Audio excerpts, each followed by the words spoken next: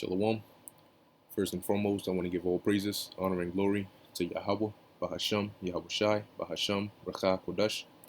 Double honors to the elders and the apostles of Great Millstone, and peace and blessings to the elect. All right, this is a video addressing a comment, that was left by the sister K Pluto. Um, I believe she's fairly new, and it says here, Shalom, thank you. And this was the video I did on the inflation. Okay, but it's she said, Shalom, thank you for this timely lesson. Can you please point me to where I can read/learn more precepts on how we know there will be missiles and chariots? Is this an interpretation, or are there more books I need to read? Thank you in advance. All right, which she's commented before, and a few other of my videos, and I didn't sense any form of what's the word I'm looking for? Um, I'm blanking out on words right now, but I didn't sense any negative intentions behind her comments. They seem pretty sincere. All right, so I said Lord willing, I'll do a video on it. And there's countless videos out there that we've done. Myself amongst many other brothers and elders, countless videos on missiles and chariots. So as we always say, you can just type in GMS nuclear missiles or GMS UFOs or chariots and they'll pop up. However, we also keep in mind, as the Apostle Ramlab said, that you will have, newcomers, who, they might ask questions that we've already covered before, but, depending on how you perceive it, the intention behind the question, we can always go back and cover these topics again. And it's the spirit, because I believe the Apostle Ramlab is doing a live stream right now called right there, Back to the Basics. See? So what I have here is a list, okay, and these are just a few, a handful of scriptures, all right, that I just, put on here. There's many more scriptures concerning the missiles and the chariots, all right, but I just picked out a few, and we'll see, if I'm able to get through all of them. Since the list is, quite a few on here, what I'll do is I'm just going to go straight to it and just, give you the quick, breakdown of it, just so you can see where it is. All right. And in case you may have come across the precept before, but didn't know that this is what it was referring to. All right. Hopefully the breakdown will put it together, and if the spirit is working with you, the Lord is willing, you'll be able to understand it. All right. So we're going to start off with scriptures concerning, let's actually start with scriptures concerning the nuclear missiles. All right. So we're going to start with Joel 2. All right, verse 1. Now, what you could do is you could also pause the video here, and you can screenshot this, write it down, take a picture, whatever. And as I break it down, if you don't already know the breakdown to it, you can write that down next to the verse or whatnot, and you can know, okay, if I come across this precept, or if I'm looking for a precept relating to either of these topics, I know where to go. So Joel 2 and 1, and also, like I said, these precepts, these are just examples. Some of them, the whole chapter goes into it, but I just picked a few verses from it, just to break it down. Okay. 2 verse, what did I have here? Yeah, 2 verse 1 to 3, right? Okay, and also, sometimes the terminology that's used, it might not be, that's a part of the scriptures being a mystery. It's not going to be blatantly obvious just right in front of you. You got to have the spirit working with you. And if it is, once you're shown, hey, this is what this means, it's going to become that much more clear. All right, so this is the book of Joel, chapter 2, all right, verse 1. It says, blow ye the trumpet in Zion, and sound an alarm in mine holy mountain.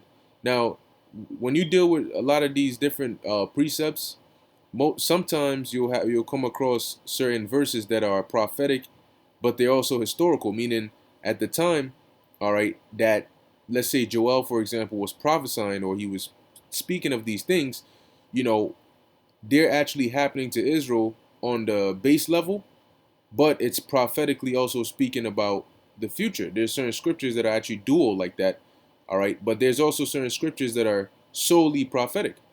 And there's certain parts of the chapter that will be referring on to that time. Okay. But we're dealing here with the future, the prophecy. See, it says a terrible visitation. So it says, blow ye the trumpet in Zion. Zion is Israel. Okay, and we're blowing the trumpet right now by Isaiah 58:1, crying aloud, spare not, lift up thy voice like a what? Like a trumpet. Okay, and uh, and show my people their transgression. Okay, so that's what we're doing right now by teaching this word, prophesying and warning. Okay, this says, sound an alarm in mine holy mountain. Let all the inhabitants of the land tremble, for the day of the Lord cometh, for it is nigh at hand. So he's prophesying about the day, the Lord's return. All right, and what does he say? It says, a day of darkness and of gloominess, a day of clouds and thick darkness, as the morning spread upon the mountains, as a great people and a strong, there hath not been ever the like. Okay, neither shall be any more after it, even to the years of many generations. Now, this great people that Joel mentions as people, it's metaphorical. It's referring to nuclear missiles. Okay, the great people is not literal human beings. All right, but it's referring on to the nuclear missiles, the intercontinental ballistic missiles. Okay, and as it says, there hath not been ever the like. So does that mean that prior to Joel being on the scene, there were people, these special people that nobody was ever like them before Joel's time? It says, neither shall be any more after. So after this time of this prophecy, those specific people are just not gonna exist anymore. That doesn't make sense. It's talking about the nuclear missiles, because prior to this time we are in, there were no such thing, or there was no such thing. And after these missiles are used, there's going to be no such thing after. Okay? There's going to be a one-time thing for this Third World War. It says, a fire devoureth before them, and behind them a flame burneth. Okay, and the key word here is devoureth.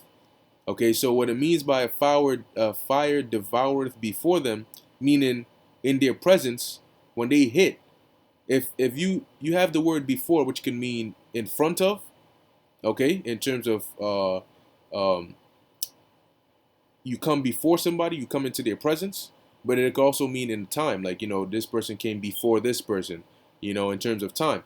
But this is referring to in their presence, right? So a fire devoureth before them. When those missiles hit, what happens? You have the collision, the particles, whatnot, the different elements that collide, and based on however these scientists programmed it and designed it, it causes a reaction that causes that fire to devour anything that's there.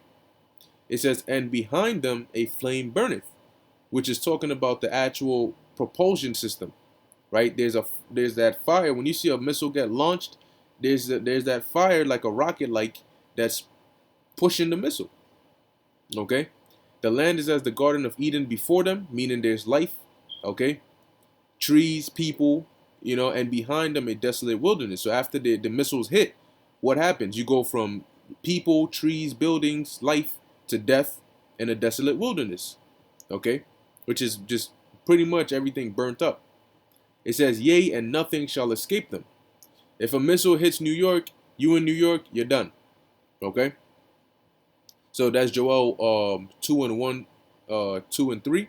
Okay, and like I said, it goes in more and more, but I'm only hitting a few verses because I got quite a few precepts on here. All right, so next precept, Isaiah 9:5. You can also always look these up. Like I said, type in GMS, Great Millstone, whatnot, or you can go to, if you on a desktop, you can go to a specific brother's page. Let's say I'll use my page for example. You go to Bakwar Math, right? You click on my page, and then you can click this search right here. If you're on a desktop, I know it'll show up like that. On an iPhone or a mobile device, I'm not sure. But when you go to the person's page and you press search, and then you search whatever you want to search, all the videos pertaining to that will come up. Let's say I type in UFO. See? Must see, chariot, UFO, whatever, any videos we've done concerning whatever you type in here will pop up. If you want to search it on a specific brother's channel, you got this video right here too, and you can do that on, different brothers' channels, I'm, man, let me see. Okay, remnant saved 144. Okay, so you got the Elder Yasharamba's page right here. For example, you go here, you search missiles. Let me see if you guys anything on missiles. Boom. See, you got World War III algorithm. You got news and prophecy info. You know, if you type in World War III or WW3, see what comes up. Yeah, there you go. All these videos. All right, going into these different things, and sometimes, um, the video might not have this in the title, but it might speak or touch on it. So you know, it'll still pop up. You know, you can even what's this GMS info doc channel. I think it's 13. All right, or 12. The Apostle Ramlob channel. If you go here, you type in chariots. Okay, boom, the chariots in Ezekiel chapter 1. There you go. All right, chariots of Israel, chariot by the moon, deliverance by chariot. So all these are going to be on here. You know, you can search them. All right, and they'll, you know, these precepts don't change. They're going to mean the same thing.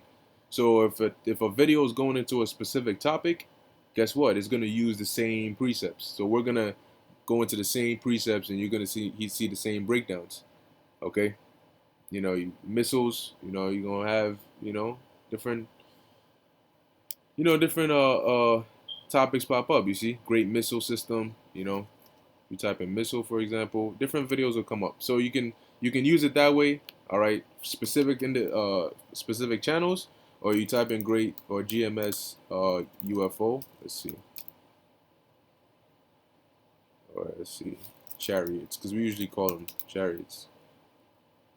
You got GMS chariots of salvation. You know, elders witness a fleet of chariots. You know, and just it'll pop up. All right. So let's go back here. So we have Isaiah 9 and 5 dealing with the nuclear missiles. It says, for every battle of the warrior is with confused noise and garments rolled in blood. All right, because in the ancient times, every time people went to war, you would have one army against another army.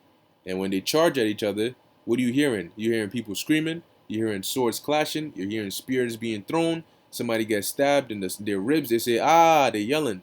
You know, horses, you know, a horse gets cut, is going to scream, it's going to bray, or, you know, the sounds they make. You have war elephants, you know, you have arrows being shot, you have shields, you know, all of these things clashing. So it's what? Confused noise. And garments rolled in blood. A garment is what they used to wear. Today we wear shirts and pants. It's still garments, clothes, right? Rolled in blood. If somebody gets stabbed, what's going to happen? Their garment is going to get bloody. All right, so this is talking about how wars used to be fought in the ancient world. It says, but this shall be with burning and fuel of fire. So what kind of war or battle do you know that takes place with burning and fuel of fire? Fuel of fire. That's the nuclear missiles, because they're fueled by fire. They have nuclear warheads in them. And if there's a nuclear war, it's not going to be fought with swords. It's going to be with burning. People are going to be burnt. Okay? So that's Isaiah 9 and 5 is also going into the nuclear, you know, the nuclear missiles or the nuclear war, you know, or World War III. All right, now you have Revelation 9. Okay, let's go there. Revelation chapter 9. Now in Revelation 9, when you start at verse 1, it goes into World War 1. All right, up until I believe the 13th verse. All right, because as you can see, when you hit the 12th verse, it tells you one woe is past, and John just described that from verse 1 to verse 11, that the first world war is past, and behold, there come two woes more hereafter. All right, meaning World War II and World War III. So we're gonna, what do I have here? Starting at verse 14. So Revelation 9 and 14. I'll start at 13. And the sixth angel sounded, and I heard a voice from the four horns of the golden altar which is before God, saying to the sixth angel, which had the trumpet, loose the four angels which are bound in the great river Euphrates. And the four angels were loosed, which were prepared for an hour and a day and a month and a year, for to slay the third part of men. And you have to understand that there are angels that are constantly about in the earth, working on in different locations on the minds of different people, all right, but on also different events to cause things to happen as they've been written. All right, when you read in Daniel the 10th chapter, it goes into that. So you have certain angels over there in the river Euphrates in the east that have been appointed for a specific hour, day, month, and year, all right, to cause that, that stirring up, okay, that's ultimately going to lead to that third world war. Now the third part of men represents really Esau, okay, and in this sense is gonna slay Edomites, but it's also you're gonna have certain Israelites that die in this. You're gonna have certain heathens that die in this. So basically Esau's system and those that are with it, okay, because you have the three parts or three classifications. You have the sons of God, which are Israelites. You have the sons of men, all right, which are the heathens, the other nations, and then you have the sons of the wicked, all right, which are the Edomites. Okay, so they are the third part that's talking about Esau. But in this time, it's gonna be Esau and everybody that's down with him, really, that is gonna be slain in that war. Some are gonna live, okay, but a majority of them are gonna die. Now, verse 16 says, "And the number of the army of the horsemen were 200,000,000, all right, which 1,000 is 1,000, 1,000,000 is 1,000,000. 200,000 is 200 million. And I heard a number of them, and this is talking about the warheads, the nuclear warheads. All right, there were 200 million nuclear warheads, okay, that John saw flying all around, destroying things. All right, these horsemen are not real, actual horsemen, and you're going to find out in verse 17. "And thus I saw the horses in the vision, and them that sat on them having breastplates of fire." A horse does not have a breastplate of fire because a real physical horse will burn. If you put on a breastplate on a horse and it's of fire, that horse is toasting. Okay? It says, "And of jacinth and brimstone, and the heads of the horses were as the heads of lions." Horses don't have lion heads. There's no creature like that. It doesn't exist. It says, "And out of their mouth issued fire and smoke and brimstone." Horses don't breathe fire either. All right, so this is clearly not talking about a literal horse, but it's metaphorical for something else. Okay, and these horses are really talking about the nuclear missiles. The breastplates of fire is the material that the outer part of the missile is made of. Okay, it says, "And brimstone, and the heads of the horses, the missiles, whereas the heads of lions," all right, because it's from their heads. Now, when you look at a lion, number one, a lion is ferocious, but the attack or the damage that's done by a lion is done with its head, namely, really its mouth. All right. So that's why it says, "And out of their mouths," meaning the nuclear warheads, okay, "issued fire and smoke and brimstone." All right. "And by these was the third part of men killed by the fire and by the smoke and by the brimstone which issued out of their mouths," which are those nuclear warheads.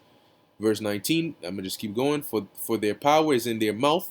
Once again, those nuclear warheads. It says, "And in their tails, for their tails were like unto serpents." What John means by that is when you see a missile flying, you'll see the body of the missile, and then you'll see behind it, maybe you'll see a little fire, but you'll see smoke behind it. So if the missile is maybe changing trajectory or is flying one way, it looks like a snake. That's the closest thing he could have compared it to.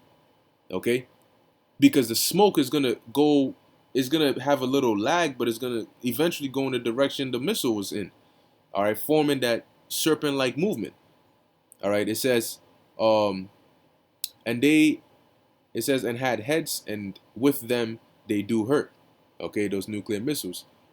All right, next, 2 Peter 3 and 10. All right, this is the book of 2 Peter, chapter 3, verse 10.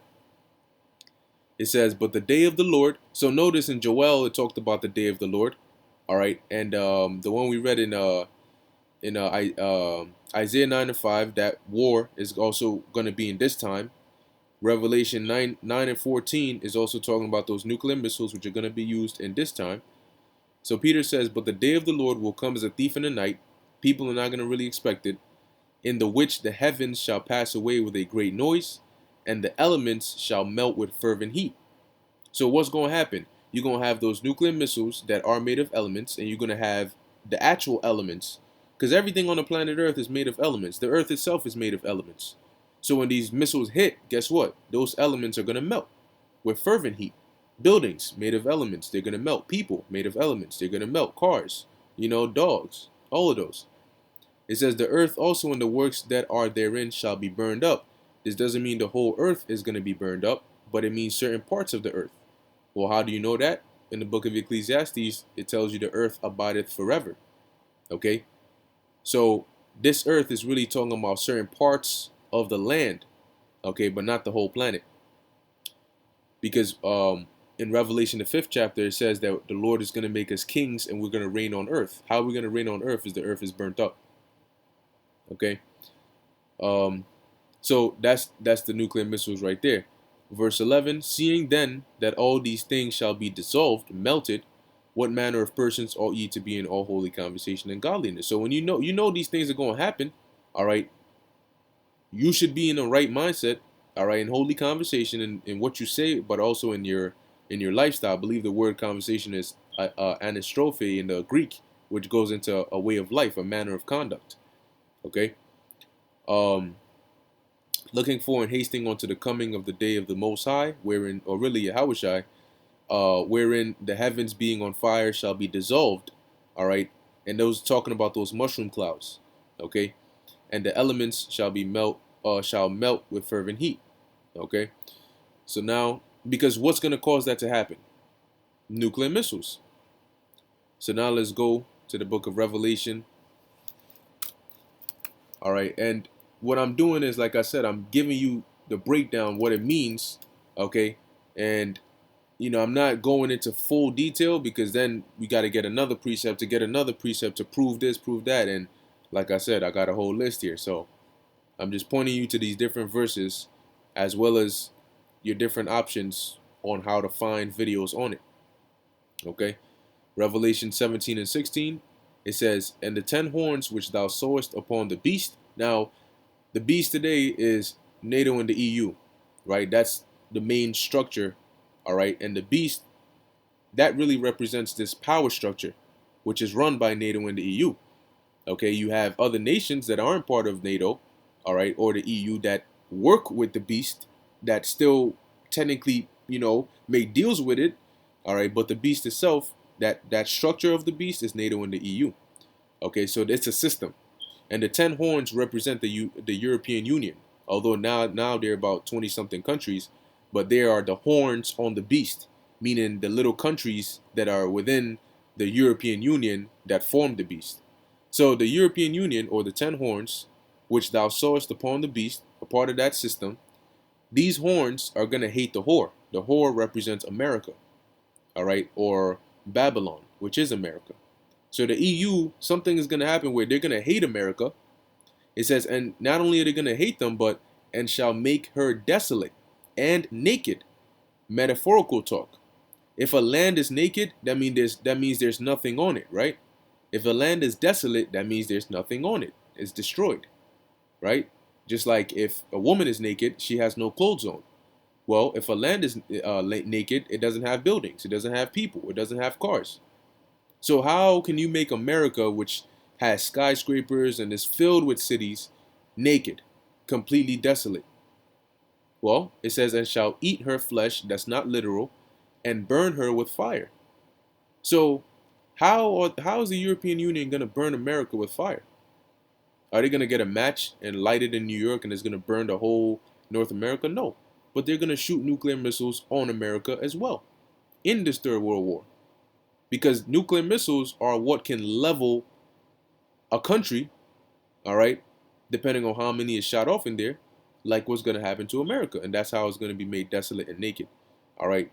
That's how that fire they're going to burn her with are nuclear missiles, okay?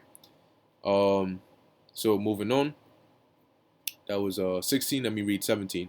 For the Most High hath put into their hearts, meaning into their minds. When you look up the word heart in the Hebrew, is lab, which means your mind. So the Most High has put it into their minds to fulfill his will. A part of his will, as we read many times through the scriptures, is to what? Destroy America.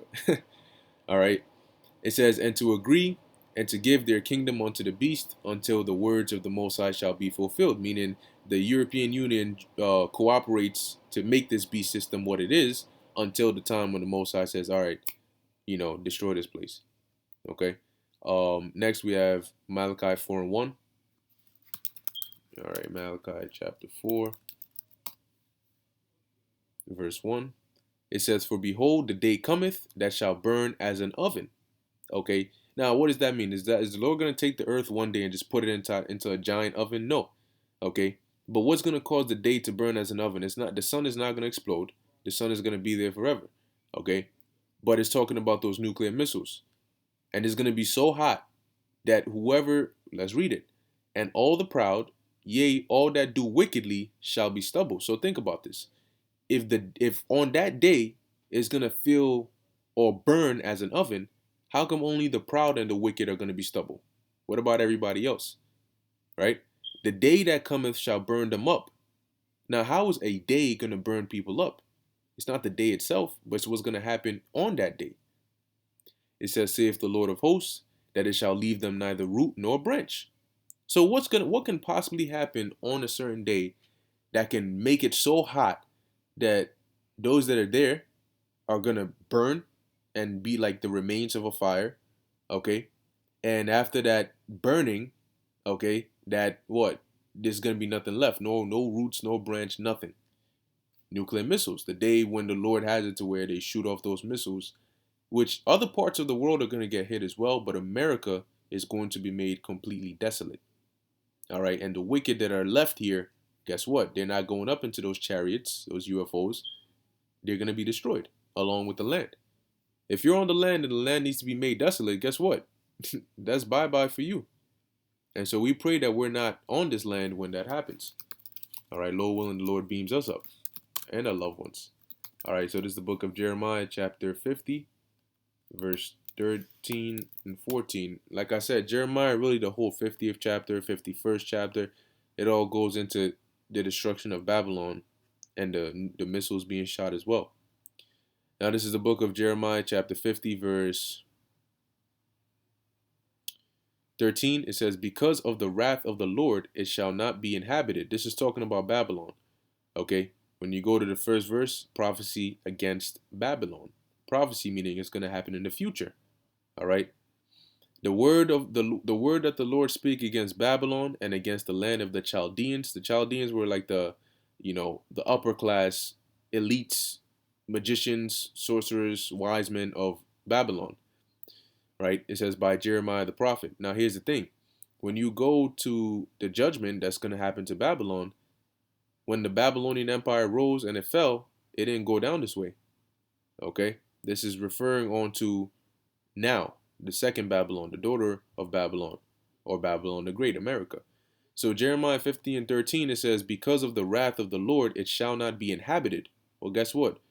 Where Babylon was in the ancient world, all right, if you look at Neo-Babylonian Empire on a map, guess what? People still live there today. I believe that's around Iraq. Okay. You know, Iran, Iraq, around that area. Guess what? Babylon is right here. People still live here today. So the prophecy says that it's not going to be inhabited because of the wrath of the Lord. But you know this isn't talking about ancient Babylon, because ancient Babylon, that land is still inhabited. It says, but it shall be wholly desolate. Every one that goeth by Babylon shall be astonished and hiss at all her plagues. They're not doing that to this place. So this is talking about a different Babylon. Okay, namely America, and this is in the future. Put yourselves in array against Babylon round about, all ye that bend the bow, meaning all those that have the nuclear capability. Okay, the bow is likened onto the silos. I always get that mixed up. I think it's the silos. Silo battle. Missile silo. Okay, that's how it's spelled. All right, so the silos, right? So when you bend the bow is what shoots the arrow. The silo is where the missile comes out of. So all ye that bend the bow that have the nuclear capability, shoot at her. Launch those missiles. Spare no arrows. Launch all of them. And that's why John saw 200 million warheads. And that's why in Joel it says that there shall not be the like after, because they're all going to be used and done. Finished. No more. And so here the prophecy says, shoot all these missiles at her, for she have sinned against the Lord. Okay? So don't spare any. Okay, shoot it all at her. Um, let's see. Verse 15, shout against her round about. She hath given her hand, her foundations are fallen, her walls are thrown down, for it is the vengeance of the Lord. Take vengeance upon her as she hath done, do unto her. Cut off the sower from Babylon, and him that handleth the sickle in the time of the harvest. Today is just, people who work. All right, for fear of the oppressing sword, they shall turn everyone to his people, and they shall flee everyone into his own land. So people are going to be out of here. All right, but this place will be destroyed. So the arrows are referring on to the nuclear missiles. All right, when you read in the scriptures, sometimes they'll be called horsemen, they'll be called people, they'll be called, arrows. Okay, and the fire of the Lord's jealousy. All this is referring really to the nuclear missiles, but certain scriptures will be talking about both the nuclear missiles and also the laser beams from the chariots. All right, together is gonna burn this place up. Okay. What's next? Zechariah 14 and 12. Okay, the book of Zechariah. Let's go here. All right, this is the book of Zechariah, chapter 14, verse 12. It says, and this shall be the plague wherewith the Lord will smite all the people that have fought against Jerusalem. All right, so there's going to be a plague. Their flesh shall consume away while they stand upon their feet, and their eyes shall consume away in their holes, and their tongue shall consume away in their mouth. All right, now what's going to cause this to happen? The nuclear missiles. Now, there was an individual a while back that thought this was talking about zombies because of the word consume. All right, when you look up the word consume, it says here makwak, and it says to decay, pine away, rot, fester. That's what they have here. So you're thinking, well, um, zombie. No, because when you look at the word dissolve, okay, it says dissolve. It says to melt. When you look at the primitive root, all right, makwak, it says to melt. Okay, so that's what's gonna happen. Their body's going to melt. They're not gonna turn into, well, we don't know if we're gonna see zombies in Jacob's trouble. It says a time like never before, but this prophecy is referring on to nuclear missiles. That's gonna be one of the plagues that's gonna hit this place. And it says their flesh shall consume away while they stand upon their feet, and their eyes shall consume away in their holes, and their tongue shall consume away in their mouth. So how does that happen? Well, if a nuclear missile hits and the heat wave, the blast radius is rushing through the cities, what's going to happen? Maybe you're walking somewhere or you're standing somewhere, and as you're there, your body's melting because of the heat. Okay? So that does it for the handful of scriptures I have here on the missiles. And now let's hit a few here. We'll see. We'll see if we get through the whole thing. So let's start dealing with the chariots. Let's go to the book of Exodus, chapter 12, verse 21. All right, Exodus 12, 21. Okay, so it says here, then Moses called for all the elders of Israel and said unto them, let's see how, 21. Okay. Hold on 1 second. No. I don't think it's I don't think it's this. It's not Exodus 12 and 21. Maybe I flipped it. Let's see. 21 and 12. Nope, it's not this. All right, Salakia about that. You can take this. You can take this off. It's likely, maybe it might be 13. Let me see. If it's not Exodus 13, yep, Exodus 13. Salakia, I put 12. It should have been Exodus 13 and 21. Okay, so Exodus chapter 13, verse 21. It says, and the Lord went. Now, this was after we were brought out of Egypt. Okay, because when you go into verse 12, it's dealing with the night of the Passover. And then we had to flee in haste out of Egypt. So it says, and the Lord went before them, all right, us, the children of Israel, by day, meaning in the daytime, in a pillar of a cloud, and led them by the way, and by night in a pillar of fire, to give them light to go by day and night. He took not away the pillar of cloud by day, nor the pillar of fire by night from before the people.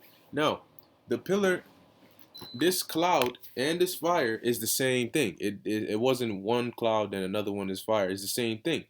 And it wasn't a literal physical cloud, because clouds are not, they don't turn to fire.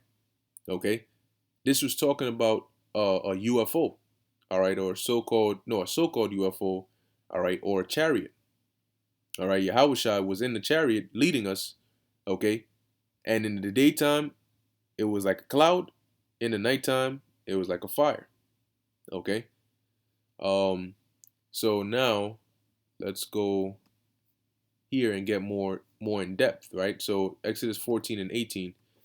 So now we're being chased, right, by the Egyptians, and let's see what this cloud does. The same cloud, right?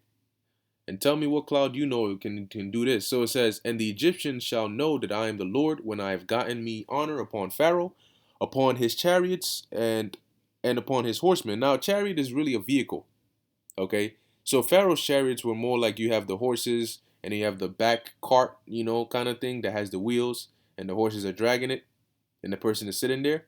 So those are Pharaoh's chariots, but the Lord's chariots are in the air, so flying saucers.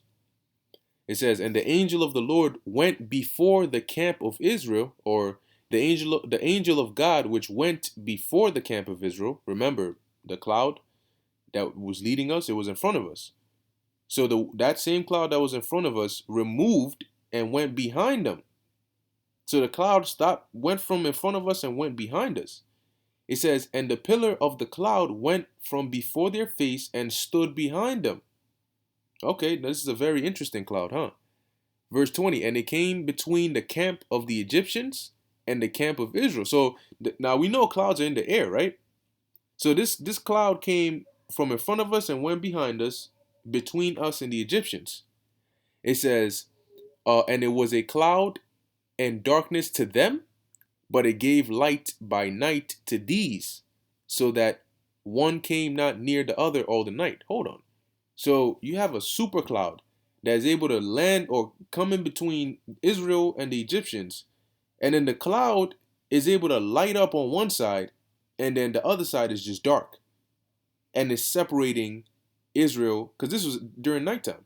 So it's separating Israel from the Egyptians and is giving us light and giving them darkness. What cloud do you know does that? Well, it wasn't an actual physical cloud. It was talking about a chariot, because it was able to keep the lights on the half side of it pointing to us, and the other half it was dark. Okay. And I said go all the way to verse 26. So it says, and Moses stretched out his hand over the sea, and the Lord caused the sea to go back by a strong east wind all that night, and made the sea dry land, and the waters were divided. And the children of Israel went into the midst of the sea. Now, when you watch the movie 12 Commandments, I believe, I forgot the actor's name, but they show you looks like it's daytime. Well, it wasn't daytime. All right, as you can see, this is nighttime. All right, all that night. It says, and the children of Israel went into the midst of the sea upon the dry ground, and the waters were a wall unto them on the right hand and on the left. So you had, the sea was literally parted. All right. It says, and the Egyptians pursued and went in after them to the midst of the sea, even all Pharaoh's horses, his chariots, and his horsemen. And it came to pass that in the morning watch the Lord looked onto the host of the Egyptians through the pillar of fire and of the cloud. So he was in there and he looked. All right. And it says, and troubled the host of the Egyptians. So how did he do that? It says, and took off their chariot wheels that drave them heavily, so that the Egyptians said, let us flee from the face of Israel, for the Lord fighteth for them against the Egyptians. Does this mean that their wheels suddenly disappeared? No, but the Lord was messing with. He was probably more than likely shooting little bolts of fire, or the lasers, and destroying the wheels that were upon the Egyptians' chariots. Okay, so where they couldn't, they had to flee. So now that's not an actual physical cloud doing that, a literal cloud. All right, but it's a so-called UFO, a chariot, because they can do that.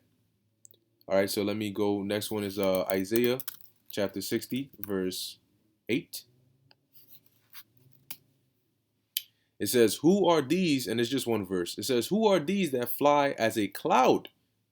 See, so that's another way. Now in the missiles, how you see arrows and Sometimes you'll see bows. Sometimes, well, for the UFOs or the chariots, they'll be known as a cloud. All right. Sometimes you'll see it as clouds, or fire or chariots. Okay. But the reason is, oftentimes they cloak themselves within the clouds, and sometimes when you look at a chariot flying, it looks like a cloud. Okay. It says, "Who are these that fly as a cloud?"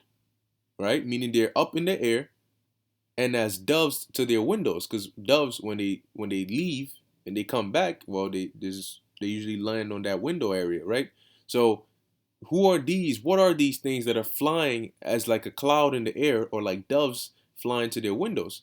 So in the time of Isaiah, there were no such thing as airplanes. So if you're not a bird and you're not a cloud, what are you doing in the air? And what are you?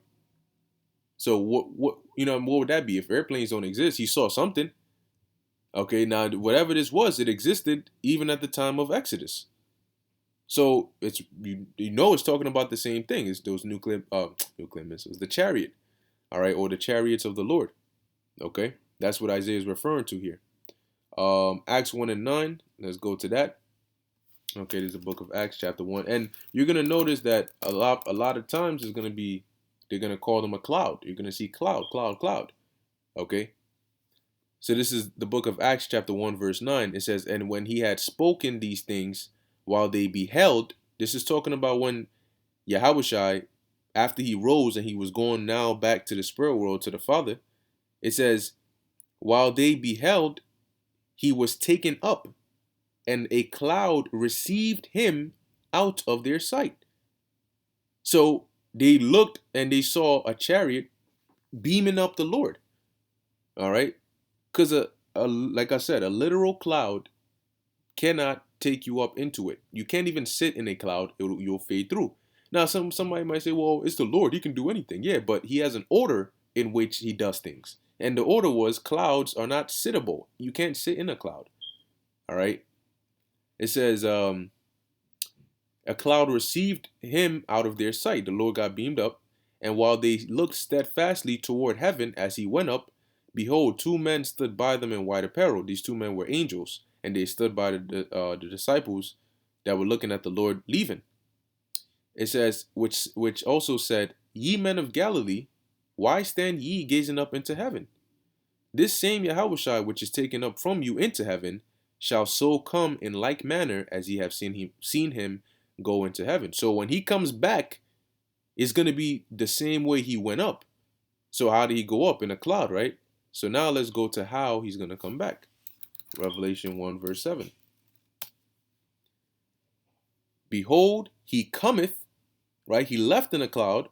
Revelation 1 and 7 says, "Behold, He cometh with clouds, chariots, and every eye shall see Him, and they also which pierced Him, and all the kindreds of the earth shall wail because of Him. Even so, Amen." Meaning, so let it be. So the return of the Yahushua is going to be in the cloud. You can also read in the book of 2nd Esdras. I'm not going to go to that, but I'll put it on the list. All right, if you go to the book of 2nd Esdras, all right, the 13th chapter, and you read through that, it goes into the Lord's return, and how it happens. And Ezra describes the Lord's chariot or UFO as a giant mountain that he couldn't see the ends of it. Okay, so now we have Psalms to explain when you see cloud. All right, well, how do you know it's talking about a chariot? Well, let's go to Psalms 104 verse 3. Okay, it says, "Who layeth the beams of his chambers," and this is dealing with the Lord. Okay, it says, "Who layeth the beams of his chambers in the waters, who maketh the clouds his chariot, his vehicle." All right, "Who walketh upon the wings of the wind." So when you see clouds, depending on the context it's being used in, it can be synonymous with a chariot, meaning the vehicles of the Lord and the angels. Okay, so now we were at Psalms 104. We're gonna go to 2 Kings 6 and 17. Okay, 2 Kings chapter 6 verse 17. It says here, "And Elisha prayed." Now here you had Elisha and I believe his servant or maybe his understudy, and they were surrounded all right, where it looked like, things weren't going to go well for them. And the servant was afraid. All right. So Elisha told him, don't be afraid. They that be with us are more than they that be with them. The army that you see, we have more with us than them. And so here we are. It says, and Elisha prayed and said, Lord, I pray thee, open his eyes. Now, it doesn't mean the servant was blind. It just means that Elisha was praying for for the Lord to open the servant's spiritual eyes so he could see, all right, into the dimension where he could see the angels and the chariots about. All right. Because when you look up into the sky and you see a chariot, you're looking at a vehicle from a different dimension that's in our dimension, or making itself visible, because they're able to disappear and reappear. All right. Now, how do you disappear like you don't exist? It says, and the Lord opened the eyes of the young man, and he saw, and behold, the mountain was full of horses and chariots of fire round about Elisha. Remember in Psalms 104:3, he maketh the clouds his what? His chariots. So those chariots, here it says they were of fire. Clouds are not made of fire. Okay? So it says chariots of fire round about Elisha, which are those so-called UFOs, aka chariots. All right? Now let's go to the book of Isaiah, chapter 65, verse 15. So we know that the Lord is coming in a cloud. Another word for that is a chariot. And we know the chariots, like the example of what Elisha saw, was made of fire, right? It looked like that. Okay. Now this is the book of, what's this? 65 and 15. Let's see.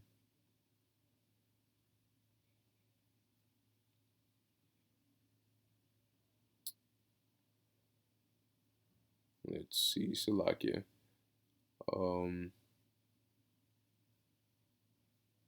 It might be 66. Let's see. Yep, 66. So Salakia, once again, I wrote these kind of fast, but it should be Isaiah 66 and 15.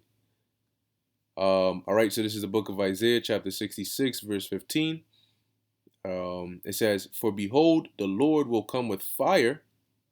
Now remember, it said he was gonna, the angel said when the Lord left, he's gonna come back with a cloud. Here it says he's gonna come with fire and with his chariots. Wait, but I thought he's coming in a cloud. Here it says he's coming with chariots. Okay? Because that cloud is referring to the chariots. So what are these chariots? What are these vehicles the Lord is going to come with? It says like a whirlwind, to render his anger with fury and his rebuke with flames of fire. Okay? And that's what's going to happen. Because his chariot is also, the Lord's also chariot is going to be shooting laser beams, destroying people and things. For by fire and by his sword will the Lord plead with all flesh, and the slain of the Lord shall be many. So the Lord's he's going to be doing some slaying. All right, for all those who think Yahushua and the Most High just all love, they don't do any violence, you need to reread the scriptures again. All right, let's go to the book of Zechariah. We're almost done. All right, 5. And let's start at 1. It says, then I turned and lifted up mine eyes. So you see the flying scroll, right? So Zechariah says here, he lifted up his eyes. So where's the setting right now? In the air, in the skies. So I lifted up mine eyes, meaning he looked up and looked, and behold, a flying roll. Okay, so you have like a roll or a scroll, which we know what that looks like, right? But this one was flying. Once again, scrolls don't fly. But they weren't, the prophets who saw this weren't going to say, oh, I saw a UFO. No such thing. Okay? Unidentified flying object, that's English. Unidentified flying object. They weren't speaking English. He wasn't going to say a UFO. He wasn't going to say a UAP. Unidentified aerial phenomena or phenomenon. Where are you going to see that in the scriptures? They're not going to say it that way.